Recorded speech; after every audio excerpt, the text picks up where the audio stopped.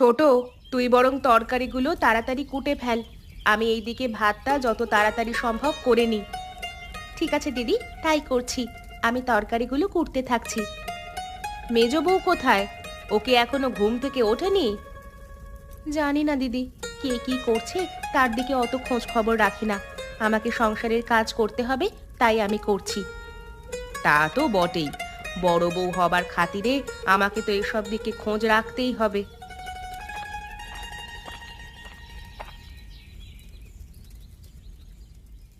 অত সব দিকে চোখ কান দেওয়ার কোনো প্রয়োজন নেই দিদি। কে কি করছে না করছে সেটা তো তার নিজস্ব ব্যাপার। তাতে তোমাদের অত মাথা ব্যথা কিসের? আমার তো কোনো মাথা ব্যথা নেই মেজো। আমি আবার কি করলাম? কেন? তুমি যে এইমাত্র জিজ্ঞেস করলে মেজো বউ উঠেছে নাকি ঘুমাচ্ছে, সেই কথা জিজ্ঞাসা করবার অধিকার তোমাকে কে দিল? তুই তার মানে বাইরে দাঁড়িয়ে আমাদের কথা শুনছিলিস, তবুও রান্নাঘরে আসিসনি?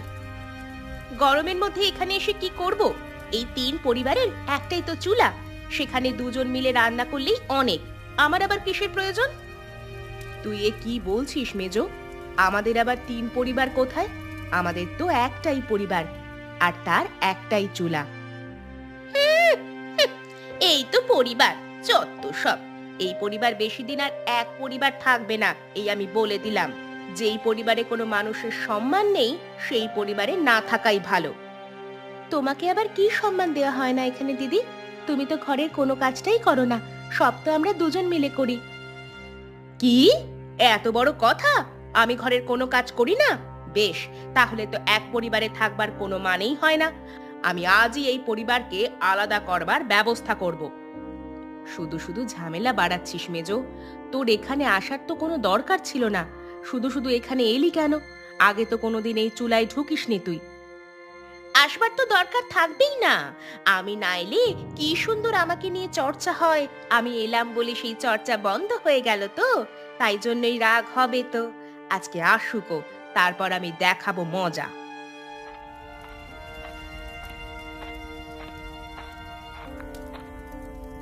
এবার কি হবে বলতো ছোট?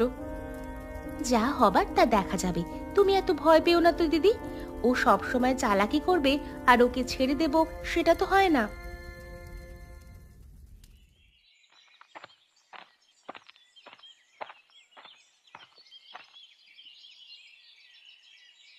কি খবর ছোট? কি ব্যাপার? দোকানপাট কেমন চলছে? ব্যবসা ঠিক এগুচ্ছে তো? হ্যাঁ দাদা, ওই আর কি, ব্যবসা যেমন যাবার কথা তেমনই যাচ্ছে। তা দাদা, হঠাৎ করে তুমি তোমার কাজ ছেড়ে আমার কাছে চলে এলে, কিছু দরকার ছিল নাকি? দরকার তো অনেক দিন থেকে আছে, কিন্তু সেই দরকার মিটছে কই বল দেখি? হ্যাঁ দাদা, বলো না কি দরকার, দেখি আমি মেটাতে পারি কিনা। বেশ, তুই যখন জিজ্ঞেস করছিস তাহলে আমি বলছি। হ্যাঁ, আচ্ছা, একটা কথা বলতো, এখনকার যুগে এই এক পরিবারে থাকতে তোর কি ভালো লাগে? ভালো লাগবে না কেন? এখনকার যুগে একান্নবর্তী পরিবারে থাকা আর কোথায় দেখা যায় বলো দেখি? আমি তো বেশ ভালোই আছি।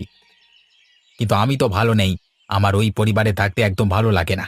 কিন্তু বর্দাটা না কিছুতেই। তোমার পছন্দ অপছন্দের কথা তুমি বর্দাকে বলো। বর্দা নিশ্চয়ই কোনো সমাধান বের করবে।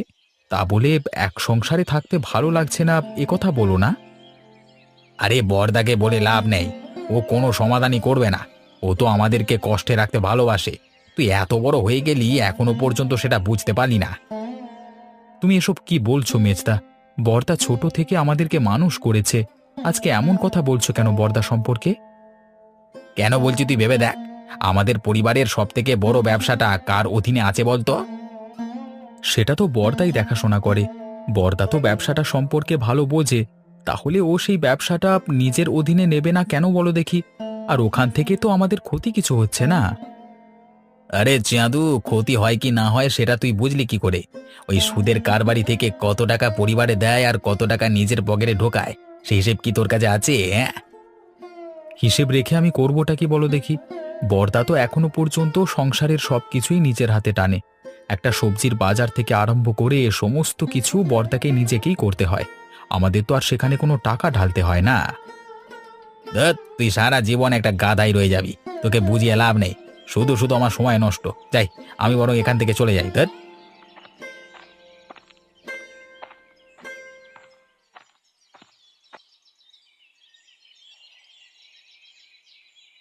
কি হয়েছে বাবু বলুন তো আপনার? আপনাকে ইদানিং খুব নিরাশ নিরাশ লাগছে, ব্যাপার কি? আসলে কি জানিস তো, গিন্নি চলে যাবার পর থেকে আমার আর কোনো খাবারই ঠিকমতো মুখে রোচে না। আর গিন্নির হাতের রান্না তো দারুণ ছিল, তুই জানিস। সেই রান্নার স্বাদ আমাকে কেউ আজ পর্যন্ত রেঁধে দিতে পারলো না। আপনি যদি বলেন তাহলে আমি দেশ বিদেশ থেকে ভালো ভালো রাঁধুনি আপনার জন্য এনে দেব। আপনি শুধু আমাকে অনুমতিটা দিন, দেখবেন তাদের হাতের রান্না আপনার মন ভরিয়ে দেবে। না রে নগেন, না। দেশ বিদেশের ভালো রাঁধুনি আনতে গেলে অনেক টাকা খরচ করতে হবে। আমার ইচ্ছে পূরণের জন্য অত টাকা খরচ করতে আমি রাজি নই। সেই টাকা যদি আমি গ্রামের উন্নয়ন প্রকল্পে খরচ করতে পারি, তাহলে সকলেই খুব ভালো থাকবে। সেটা আপনি ঠিকই বলেছেন বাবু, কিন্তু আপনার নিজের দিকটাও তো একটু ভাবতে হবে। আচ্ছা নগেন, আমাদের গ্রামে কি এমন কেউ নেই যে আমাকে ভালো মন্দ একটু রান্না করে খাওয়াতে পারবে? সেরকম কেউ আছে কিনা আমাকে একটু খুঁজে দেখতে হবে। আশা করছি পেয়ে যাব। আমাকে একটু সময় দিন, হ্যাঁ? হ্যাঁ, আপনি যখন ইচ্ছে করেছেন যে গিন্নি মায়ের মতো হাতের রান্না আপনি খেতে চান, তখন আমি আপনাকে খাওয়াবোই খাওয়াবো। আপনার কোনো ইচ্ছে আমি অপূর্ণ হতে দেব না। এই জন্যই তো তোকে খুব ভালোবাসি। আচ্ছা, তার আগে কি তোর কিছু টাকা পয়সার প্রয়োজন আছে? হ্যাঁ, বাবু, আমার নাম নগেন হতে পারে। হ্যাঁ, আপনি ওই কার্টুন গল্পের নগেনের সাথে আমার তুলনা করছেন কেন, হ্যাঁ? আমি কি সবসময় টাকা টাকা করে লাফাই নাকি, হ্যাঁ? আপনি কি যে বারবার এক কথা জিজ্ঞাসা করেন? ঠিক আছে, ঠিক আছে, আর জিজ্ঞাসা করব না। কি গো রেশমা, তোমাকে আজকে আবার উদাস বলে মনে হচ্ছে। তোমার দুই যা নিশ্চয়ই তোমার সঙ্গে ঝগড়া করেছে আবার। সে আর বলতে, সারা দিন তো আমাকে কথা শুনিয়ে মারছে। তোমাকে তো আমি কবেই বলেছি ওই পরিবার থেকে আলাদা হয়ে যেতে, তারপর নিজের স্বামীকে নিয়ে আলাদা পরিবারে নিজের মতো করে থাকতে। কিন্তু তুমি কি সে কথা শুনেছো আমার? আমি সেই কথা যখনই বলতে যাই তখনই বড় আর ছোট বউ এক হয়ে যায়, তারপর আমাকে কথা শোনাতে শুরু করে। তুমি তোমার স্বামীকে বলতে পারো না? তোমার স্বামীকে বললে নিশ্চয়ই কোনো একটা উপায় বের হবে। স্বামীকে তো বলি, ওদিকে স্বামীও বলে যে বড়দা নাকি আমাদের বাড়ির বড়, ব্যবসাটা নিয়ে সেখান থেকে টাকা পয়সা হাতিয়ে নিচ্ছে। ও মা, সে কি কথা! তোমরা এক পরিবারে থাকো আর তোমাদেরকে এড়িয়ে তোমার বড়দা এসব কাণ্ড করে বেড়াচ্ছে? বাবা রে বাবা, আমি হলে তো ওই পরিবার থেকে এক্ষুনি বেরিয়ে চলে আসতাম। সবকিছু ছেড়ে দিয়ে তো আর বেরিয়ে আসতে পারি না। গোটা পরিবার ভাগাভাগি করে আমার ভাগের সম্পত্তি আমি বুঝে নিয়ে তারপর বেরিয়ে আসব। হ্যাঁ হ্যাঁ, সেটা তুমি ঠিকই বলেছ, কিন্তু এই সম্পত্তি ভাগাভাগিতে তো অনেক ঝগড়াঝাটি হবে। সেসব তুমি একা সহ্য করতে পারবে তো? ঝগড়াঝাটি তো আর বারবার হবে না, হবে একবার। যা হবে আমি সহ্য করে নেব। হ্যাঁ, ঠিকই বলেছ। এই সব লোকের দিকে একবার কিছু না বললে হবে না, সব সময় পেয়ে বসবে। কিছু না বলে বলে তো পেয়ে বসেছে, এবার একবার মুখোমুখি না হলে হবে না। ওই দুই বউ পরিবারটাকে নিজের বাপের সম্পত্তি বলে মনে করেছে, সেই সব তো চলবে না। আজকে রাত্রেই একটা হেস্তনেস্ত করতে হবে।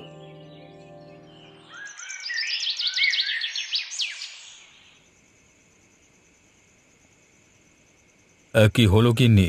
তোমার মন খারাপ মনে হচ্ছে, ব্যাপার কি? ব্যাপার আর তোমাকে কি বলি, আমাদের তিন বউয়ের এক পরিবারে থাকা সম্ভব নয়। এক পরিবার থেকে এক চুলায় রান্না করে আমাদের প্রত্যেক দিনই নিজেদের মধ্যে অশান্তি লেগে থাকে। আরে কি হয়েছে আমাকে খুলে বলো। কি নিয়ে অশান্তি লেগে থাকে?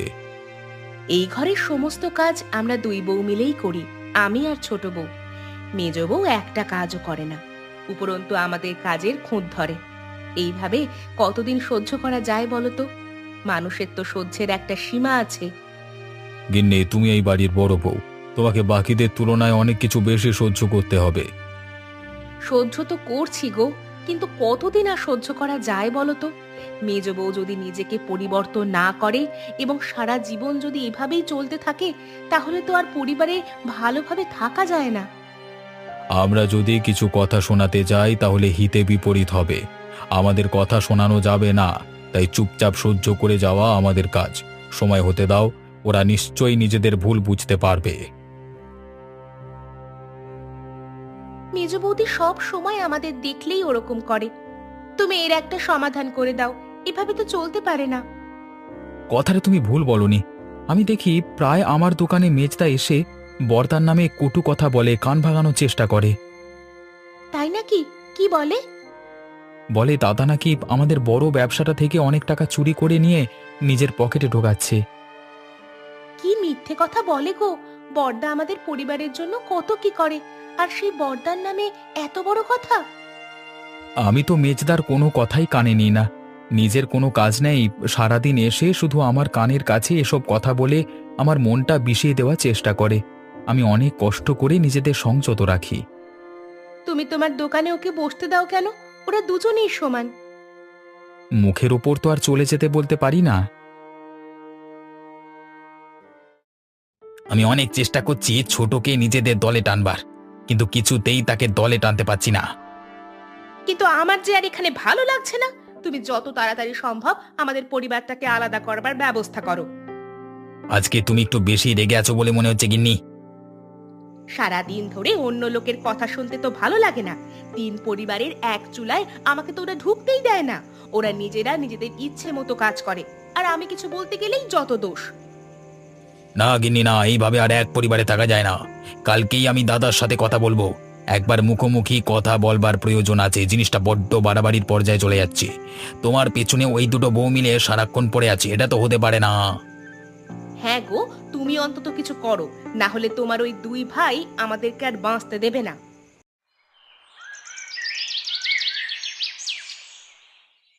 কি নগেন, তুমি যে বলেছিলে আমাকে কয়েকদিন সময় নিয়ে আমার জন্য এই গ্রাম থেকে ভালো রাঁধুনি খুঁজে আনবে, তার কি হলো? হ্যাঁ বাবু, সে কথা আমার মনে আছে। আর আমি আপনার জন্য মনে হচ্ছে একজন ভালো রাঁধুনি খুঁজে পেয়েছি। বলো কি গো, তাই নাকি? হ্যাঁ বাবু, সেটাই। তবে একটা মুশকিল আছে, সেটা সমাধান করতে হবে।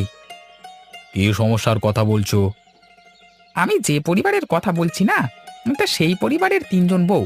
শুনেছি নাকি মেজ বউয়ের মন ভালো নয়, তা বড় বউয়ের হাতের রান্না ভালো, ছোট বউ জোগাড় দেয়, বুঝলে না?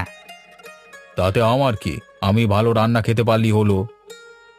আপনাকে ভালো রান্না খেতে হলে এদের মধ্যে প্রতিযোগিতা বাঁধাতে হবে। না ভাই নগেন, আমি তোমাকে আগেই বলেছি, আমার কোনো ইচ্ছে পূরণের জন্য আমি কাউকে কোনো দিন ব্যবহার করব না। আমি এখনো সেই সিদ্ধান্তে অটল আছি। ঠিক আছে বাবু, আপনাকে প্রতিযোগিতা করাতে হবে না, কিন্তু আপনাকে গিয়ে ওদেরকে আদেশ করতে হবে যে আপনি ওদের থেকে সেরা রান্নাটি খেতে চান, বুঝলেন না? সে ব্যবস্থা আমি করে নেব, তুমি ওসব নিয়ে চিন্তা করো না। আমাকে সেখানে নিয়ে চলো, বাকিটা আমি দেখে নেব। ঠিক আছে বাবু, চলুন। এখন তো সকাল, এই সকালবেলায় তাহলে যাওয়া যাক। হাঁটাও হবে আর আপনার ইচ্ছা পূরণ করাও যাবে। চলো তবে যাওয়া যাক।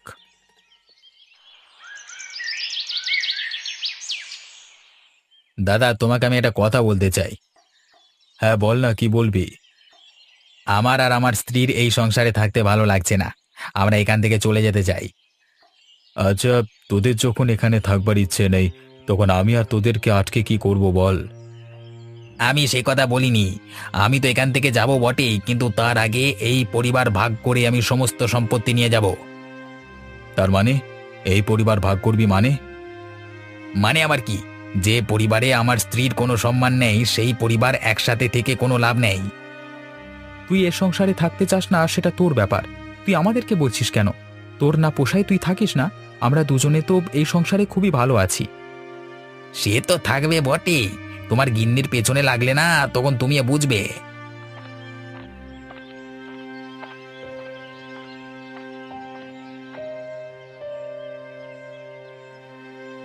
কি কার পিছনে লাগে সেটা আপনি না জেনেই বলে দিচ্ছেন কেন দাদা? আপনার কি না জেনে কথা বলা উচিত হচ্ছে? ছোট বউ, তুমি আমাদের ভাইয়ের কথার মাঝখানে কথা বলতে আসবে না। কেন আসবে না? ও তো সারাদিন ঘরেই থাকে। অতএব ঘরে কে কি করে সেটা ওর থেকে ভালো কেউ জানবে না। তোরা দুটো মাথা এক হয়েছিস তাহলে? হ্যাঁ বেশ, আমিও দেখে নেব তোমাদের এই দলবাজি কতদিন থাকে। ভাই, সকালবেলায় মাথা গরম করিস না। কাজকর্মের অনেক অসুবিধে হবে। তোর যদি একান্তই এই পরিবারে থাকতে ইচ্ছে না করে, তাহলে তার ব্যবস্থা আমরা করে দেব। তোর ভাগের কোনো জিনিস আমরা নেব না। দাদা ঠিকই বলেছে, আমাদের কিছুই প্রয়োজন নেই তোমার জিনিস।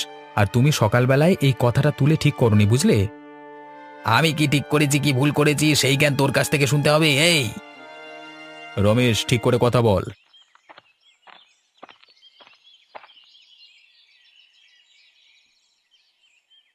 কি ব্যাপার কি? তোমাদের তিন ভাই সকালবেলা এরকম চিৎকার চেঁচামেচি করছো কেন? আরে বাবু, আপনি আপনি আমাদের বাড়িতে এসেছেন, কি সৌভাগ্য আমাদের। আসতে বাধ্য হলাম। আপনি না এলেও আমি আপনার কাছে যেতাম বাবু। কেন, কি দরকার? আমার আর এই পরিবারে থাকতে ভালো লাগছে না। আমি সেই কারণে এই পরিবার আলাদা করতে চাই, তাই আপনার সাহায্য চাই। ঠিক আছে, ওসব কথা পরে হবে। তুমি এখন সামনে থেকে সরো।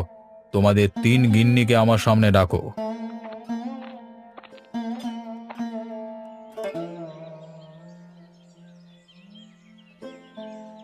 শোনো তোমরা, আমার ইদানিং খুব ভালো রান্না খাওয়ার ইচ্ছে হচ্ছে। তা আমি গ্রামের সমস্ত লোকের কাছ থেকে শুনেছি যে তোমাদের ঘরে নাকি খুব সুন্দর সুন্দর রান্না হয়। তাহলে আমি তোমাদেরকে আজকে বলে যাচ্ছি, তোমরা তিনজনের মধ্যে যে আমাকে ভালো রান্না করে খাওয়াবে তাকে আমার তরফ থেকে নগদ ২,০০০ টাকা পুরস্কার দেব। কিন্তু বাবু, আমি তো তেমন রান্না বান্না পারি না, তাহলে রান্না করব কি করে? আমার বদলে বরং দিদি রান্নাটা করুক, আমি না হয় দিদিকে সাহায্য করব। বেশ, তুমি এই যে সত্যি কথা বললে যে তুমি রান্না পারো না, তাতে আমার খুব ভালো লাগলো। ঠং দেখলে বাঁচা যায় না। এতদিন ধরে তাহলে শিখলেটা কি, হ্যাঁ? এই কারণেই তুমি এই সংসারটা ভাঙতে চাও না, তাই না? নিজে করে খাবার তো মুরদ নেই। তুমি চুপ করো। আমার সামনে ঝগড়া ঝামেলা করবার চেষ্টা করবে না। তুমি কি রান্না করতে পারো? হ্যাঁ, পারবো না কেন? বেশ, তাহলে তোমার আর বড় বউয়ের মধ্যে আমাকে যে ভালো রান্না করে খাওয়াতে পারবে তাকে আমি পুরস্কৃত করব। আর রান্না আমার আজকে দুপুরের মধ্যেই চাই।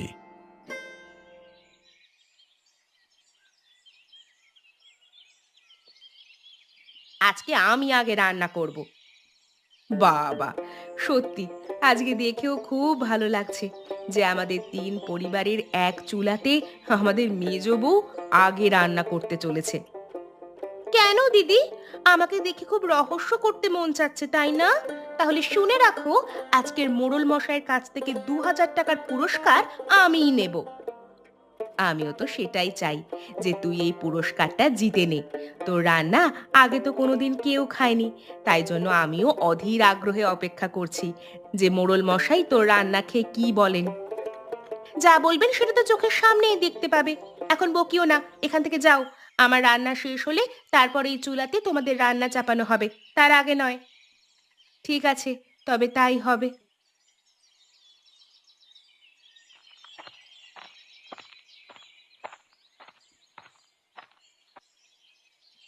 আহা, তোমাদের তৈরি রান্না থেকে খুব সুন্দর ঘ্রাণ বের হচ্ছে। আশা করছি আমার গিন্নির মতো রান্না তোমাদের দুজনের মধ্যে নিশ্চয়ই একজন কেউ করতে পেরেছে। এবার তোমরা একে একে খাবারগুলো বাবুর সামনে রাখো। বাবু খেয়ে বলবেন কার রান্না কেমন হয়েছে।